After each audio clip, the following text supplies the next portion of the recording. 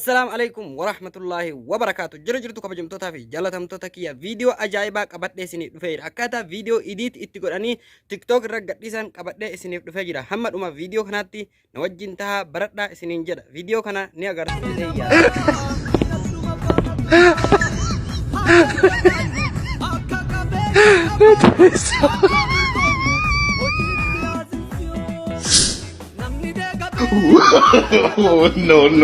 no. Like, subscribe, share gochuudhaan na faana bu'aa.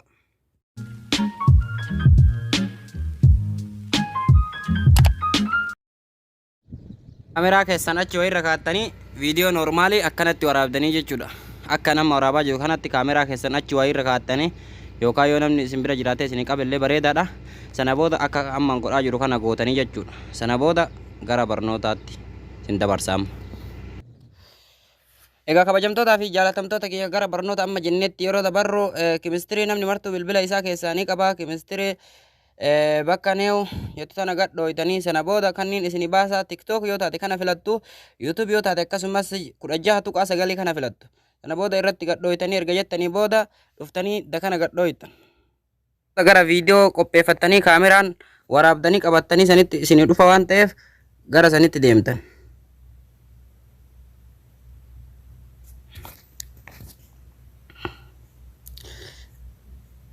Viidiyoon fakkeenyaaf kanaadha. Viidiyoon dheeraadha waan ta'eef irraa murra. Haga bakka barbaaddanii qofa fudhattanii jechuudha. Sana booda bakka kana ni dhooftanii irraa muramee jira jechuudha. Sana booda shuuf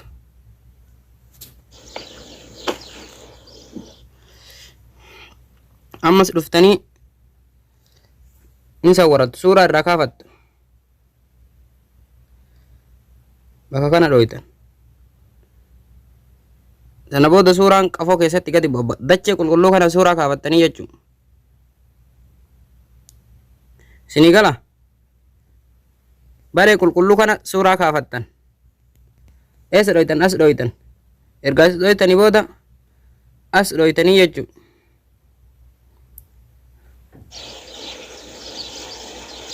Ammas ni murtanirra.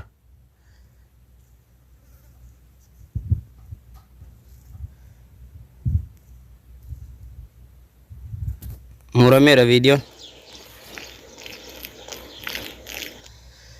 Badheeree fi qullaa kaafanne san dhufne.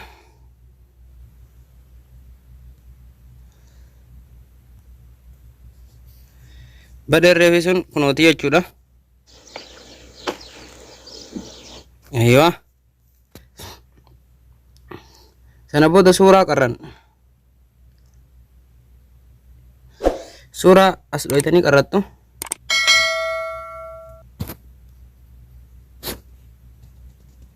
Yeroo inni akkana irra galetti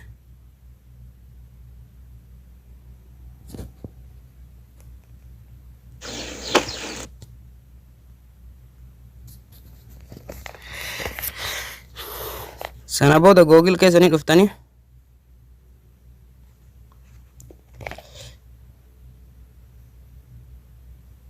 jecha kana jettanii itti barreessitan. Erga jecha kana jettanii itti barreessitanii booda as gadhooytan. Bakka kana akkana jettanii barreessitanii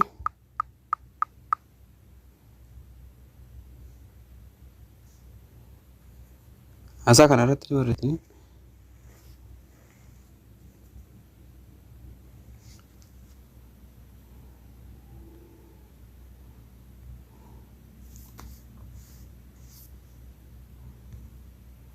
ay dhooytanii akkana dhooytan.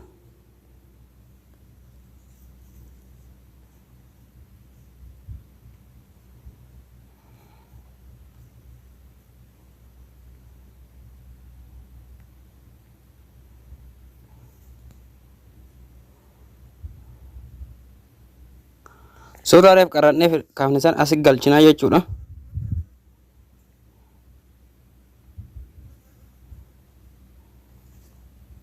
Daaloon ni gootu. Daaloon ta'ee jira jechuun akkuma garta.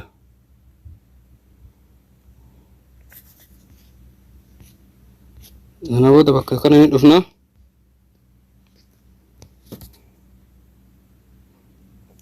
Sana booda erga dhuftanii jettanii booda laayir ta'etu tana ni filatta.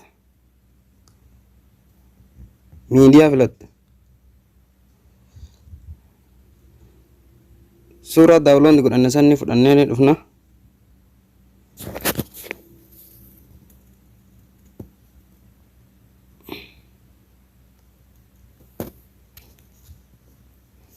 Walitti galuu qaba suuraa sanii fi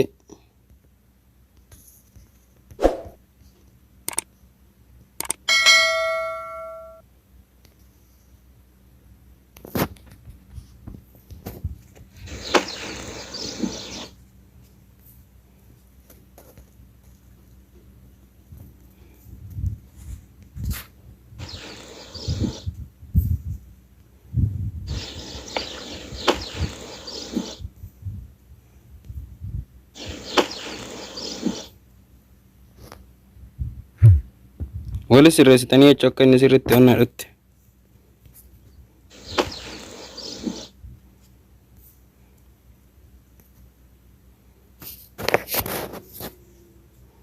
Sana booda bakka kana ni dhooytu. Erga dhooytanii booda as isiniif tuqa.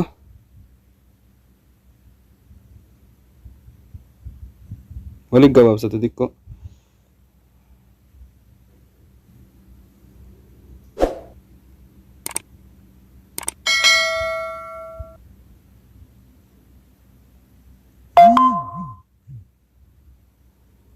Ni dheeressitu.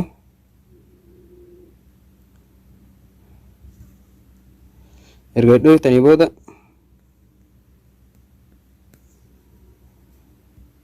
tana ni dhooftanii.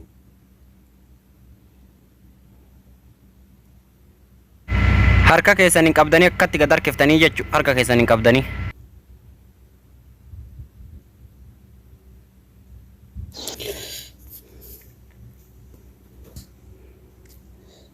Sana booda bakka kana filattu. Suuraalee qarraxannee badhee kaayanne san fudhannee dhufnaa jechuun.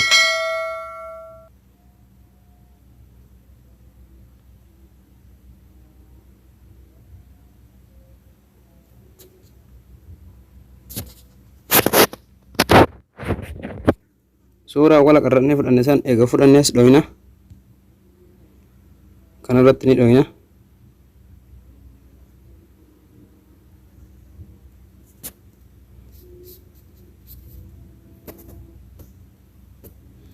Erga dhooyne booda ni ilaalla.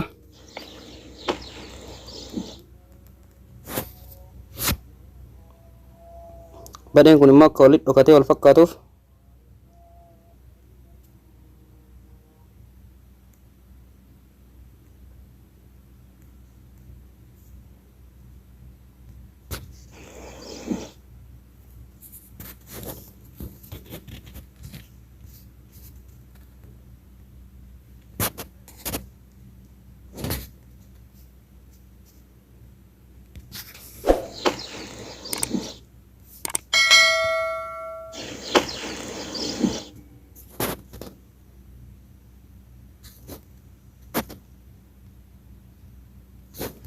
walii ol galchitu akka dachiin addaan hin wallaalamnetti.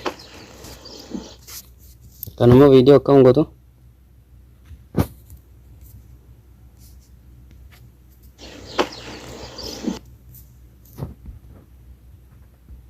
walii ayibbuttamma.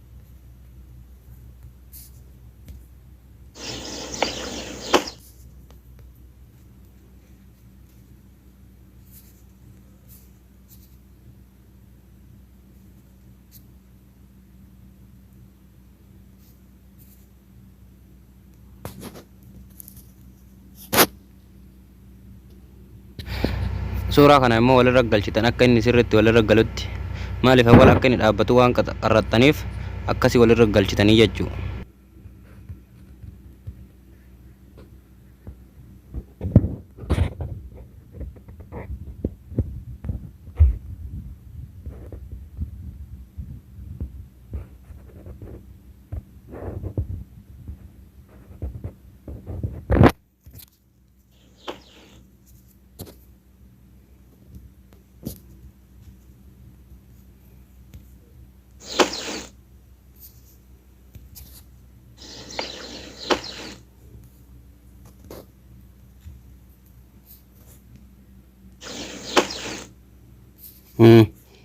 Ulit galera.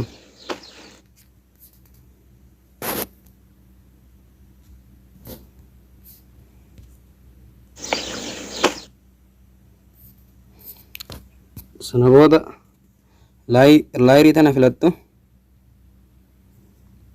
Jali ni filattanii. Dibishkiriinii viidiyoo kanaa jala isinii kaaya bishaan kana watar.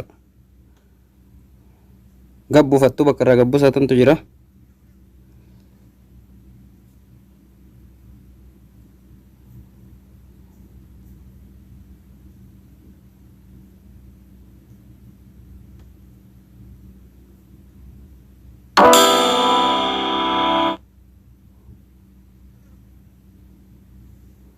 Sana booda erga filattanii booda bishaan erga filattanii booda akkana dhooytu shuf badeera jechuudha. Bishaan galfattu qabdanii as harkiftu.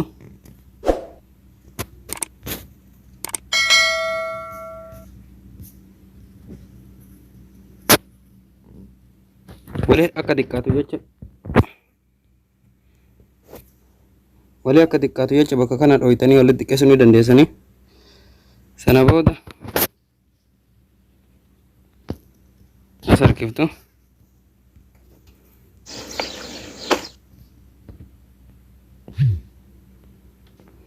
Irra galchitu jechuudha.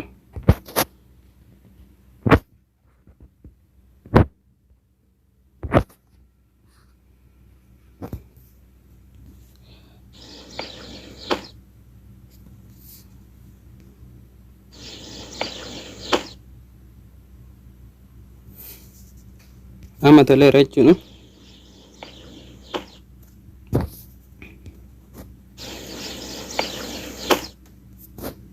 Bishaan xiqqoo isii ni huttanii hanga baay'atanii irra galuutti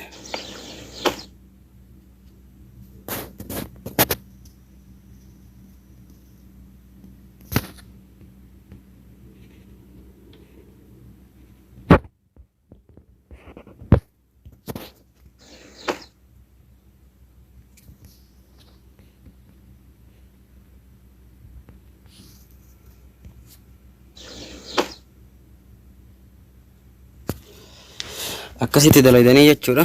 Amma irra deebinee ilaallame.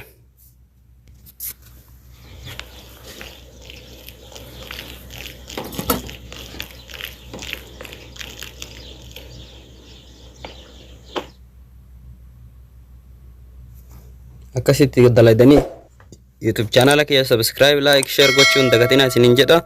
Waan isiniin galin comment jalatti gaafachuu barbaadan gaafadhaa isiniin jedha. Waan hanga ammaatti na hojjetaataniif ulfaadhaa galatooma. Yoo viidiyoon isinitti dheerate dhiifama naaf godhaa isiniin jedha. Akkuma kanatti dalaydanii TikTokii fi waan garagaraa irratti gallakkisuu ni dandeessanii isiniin jedha. Waan isiniin galle irraa gaafadhaadha. Sana booda erga kana hundaayyuu hojjettanii geessitanii booda bakka kana dha'uudhaan asirratti yoo barbaadan akkana gootanii filattu, yoo barbaadan as gootanii filattu. Sana booda save teetu tanan irratti dhooytanii gad isiniif bu'aa jechuudha. Ulfaadhaa galatooma.